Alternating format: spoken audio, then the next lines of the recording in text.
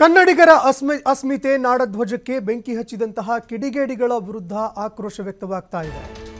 ಬೆಳಗಾವಿ ಮಹಾರಾಷ್ಟ್ರ ಹೆದ್ದಾರಿಯನ್ನ ತಡೆದು ಬೃಹತ್ ಪ್ರತಿಭಟನೆ ಕೈಗೊಳ್ಳಲಾಗಿದೆ. ಟೈರ್ಗೆ ಬೆಂಕಿ ಹಚ್ಚಿ ಕನ್ನಡ ಪರ ಹೋರಾಟಗಾರರು ಆಕ್ರೋಶ ವ್ಯಕ್ತಪಡಿಸಿದ್ದಾರೆ. ಇನ್ನು ಕನ್ನಡ ಧ್ವಜಕ್ಕೆ ಬೆಂಕಿ ಹಚ್ಚಿದಂತಹ ಎಂಇಎಸ್ ಪುಂಡರನ್ನ ಕೂಡಲೇ ಬಂಧಿಸಬೇಕು ಅಂತ ಕನ್ನಡ ಪರ ಹೋರಾಟಗಾರರು ಆಗ್ರಹಿಸಿದ್ದಾರೆ. ಕನ್ನಡ ಪರ ಹೋರಾಟಗಾರ ಸಂಪತ್ ಕುಮಾರ್ ನೇತೃತ್ವದಲ್ಲಿ ಧರಣಿಯನ್ನು ಹಮ್ಮಿಕೊಳ್ಳಲಾಗಿತ್ತು. ನಾಡದ್ರೋಹಿ ಎಂಇಎಸ್ ಪುಂಡರ ವಿರುದ್ಧ ಧಿಕ್ಕಾರ ಕೂಗಿ ಆಕ್ರೋಶ ಹೊರಹಾಕಿದ್ದಾರೆ.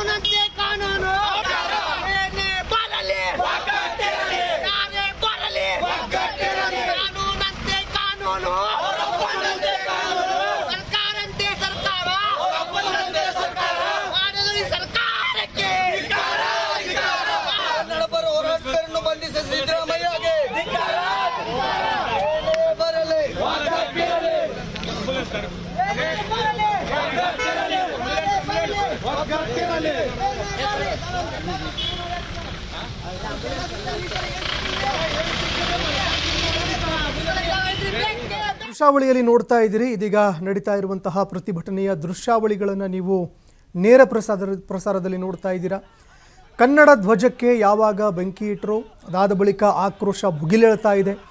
ಅದರಲ್ಲೂ ನಾಡದ್ರೋಹಿ ಎಂಇಎಸ್ ಒಂದಲ್ಲ ಎರಡಲ್ಲ, ಮೇಲಿಂದ ಮೇಲೆ ನಿರಂತರವಾಗಿ ರಾಜ್ಯದ ಅಸ್ಮಿತೆಯನ್ನು ಕೆಣಕುವಂತಹ ಕೆಲಸವನ್ನು ಮಾಡ್ತಾ ಇದೆ. ಅದನ್ನು ಪರೀಕ್ಷೆ ಮಾಡುವಂತಹ ಕೆಲಸವನ್ನು ಮಾಡ್ತಾ ಇದೆ.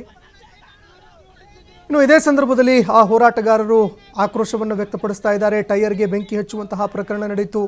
ಅದೇ ರೀತಿಯಾಗಿ ರಸ್ತೆಯನ್ನು ತಡೆಯುವಂತಹ ಕೆಲಸಕ್ಕೂ ಕೂಡ ಕನ್ನಡ ಪರ ಹೋರಾಟಗಾರರು ಮುಂದಾಗ್ತಾ ಇದ್ದಾರೆ. ಇದೇ ಸಂದರ್ಭದಲ್ಲಿ ಪೊಲೀಸರು ಕೂಡ ಅವರನ್ನು ತೆರವು ಮಾಡಿಸೋದಕ್ಕೆ ಅಂತ ಹರಸಾಹಸವನ್ನು ಪಡ್ತಾ ಇದ್ದಾರೆ. ಇದೇ ಸಂದರ್ಭದಲ್ಲಿ ಯಾರು ಬೆಂಕಿ ಇಟ್ಟಿದ್ದಾರೆ ಅಂಥವ್ರನ್ನ ತಕ್ಷಣವೇ ಬಂಧಿಸಬೇಕು. ಯಾರೇ ಇದ್ದರೂ ಕೂಡ ಮುಲಾಜಿಲ್ಲದೆ ಅಂಥವ್ರನ್ನ ಬಂಧಿಸುವಂತಹ ಕೆಲಸ ಮಾಡಬೇಕು. ಆ ನಾಡದ್ರೋಹಿಗಳ ವಿರುದ್ಧ ಕಠಿಣ ಕ್ರಮವನ್ನು ಕೈಗೊಳ್ಳಬೇಕು ಅಂತ ಕನ್ನಡ ಪರ ಹೋರಾಟಗಾರರು ಆಕ್ರೋಶ ವ್ಯಕ್ತಪಡಿಸ್ತಾ ಇದ್ದಾರೆ. ಇದನ್ನು ನಿರಂತರವಾಗಿ ಇಷ್ಟೆಲ್ಲ ರಾಜ್ಯಕ್ಕೆ ಅಪಮಾನವನ್ನು ಎಸಗ್ತಾ ಹೋಗ್ತಾ ಇದ್ದರೂ ಕೂಡ ನಮ್ಮನ್ನು ಆಳುವಂತಹ ಸರ್ಕಾರಗಳು ಮೌನಕ್ಕೆ ಜಾರತ್ವೆ. ಇದಕ್ಕೆ ಸಂಬಂಧಪಟ್ಟಂತೆ ಯಾವುದೇ ಒಂದು ಕಠಿಣ ಕ್ರಮ, ನಿರ್ದಾಕ್ಷಿಣ್ಯ ಕ್ರಮಕ್ಕೆ ಮುಂದಾಗಬೇಕು. ಆಗ ಮಾತ್ರ ಇಂತಹ ಘಟನೆಗಳಿಗೆ ನಾವು ಯತಿಶ್ರೀ ಹಾಡೋದಕ್ಕೆ ಸಾಧ್ಯ. ಆದರೆ ಇಲ್ಲಿ ಕೇವಲ ಕನ್ನಡ ಪರ ಹೋರಾಟಗಾರರನ್ನು ಬಂಧಿಸುವಂತಹ ಕೆಲಸ ಆಗತ್ತೆ, ಅವರ ಮೇಲೆ ಕ್ರಮಗಳಾಗತ್ವೆ ವಿನಃ ಎಂಇಎಸ್ ಮೇಲೆ ಯಾವುದೇ ರೀತಿಯಾದಂತಹ ಒಂದು ಕಠಿಣ ಕ್ರಮ, ನಿರ್ದಾಕ್ಷಿಣ್ಯ ಕ್ರಮಗಳು ಈವರೆಗೆ ಆಗಿರುವಂಥದ್ದು ಬೆಳಕಿಗಂತೂ ಬಂದೇ ಇಲ್ಲ. ಈ ನಡುವೆ ಕನ್ನಡ ಪರ ಹೋರಾಟಗಾರರು ಯಾವುದೇ ಕಾರಣಕ್ಕೂ ಕೂಡ ನಾವು ಹೆದ್ದಾರಿಯನ್ನು ತೆರವುಗೊಳಿಸೋದಿಲ್ಲ, ತಕ್ಷಣವೇ ಅವರನ್ನು ಬಂಧಿಸಲೇಬೇಕು ಅಂತ ಹೆದ್ದಾರಿಯನ್ನು ತಡೆದು ಹೋರಾಟವನ್ನು ಮಾಡ್ತಾ ಇದ್ದಾರೆ.